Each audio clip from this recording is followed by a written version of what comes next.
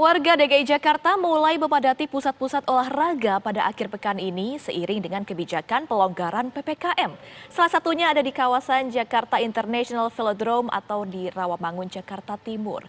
Namun warga yang hendak berolahraga di velodrome harus mengantongi sertifikat vaksin minimal dosis pertama. Berikut laporan Tiara Harahap dan juga juru kamera Rashid Hartadi. Pemirsa, masyarakat ibu kota khususnya di timur Jakarta ini sudah bisa kembali menggunakan fasilitas umum untuk berolahraga Jakarta International Velodrome pada pekan ini. Jakarta International Velodrome sendiri sudah kembali beroperasi pada pukul 6 hingga 20 waktu Indonesia Barat di masa PPKM, tentunya dengan sejumlah pembatasan seperti kapasitas misalnya. Dari total ini ada 3.000 orang yang tadinya bisa berada di dalam velodrome, ini hanya diperbolehkan sekitar 25%-nya saja. Nah, bagi warga yang akan masuk ke sini, ini tentunya juga harus mengikuti sejumlah aturan berkaitan dengan protokol kesehatan.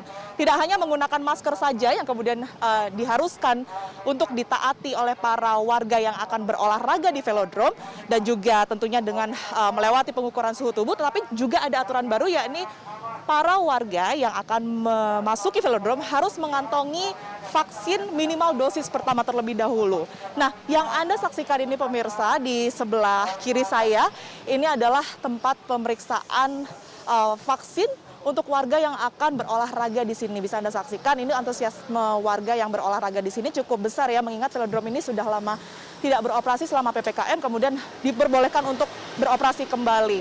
Nah, nantinya pemeriksaan vaksin ini hanya diperbolehkan dengan menggunakan aplikasi Jaki saja dan juga Peduli Lindungi begitu. Mungkin saya akan mengajak pemirsa untuk sedikit berbincang dengan warga yang berolahraga pada pagi hari ini di akhir pekan ini. Mas, Mbak, boleh minta waktunya sebentar ya? Mas siapa? Juan. Mas Juan, dengan Mbak? Lina. Oke, ini olahraga pagi-pagi di akhir pekan gitu ya. Boleh minta tanggapannya nggak sih? Ini kan velodrome sudah lama tutup, terus habis itu beroperasi kembali, tanggapan dan antusiasme sendiri seperti apa?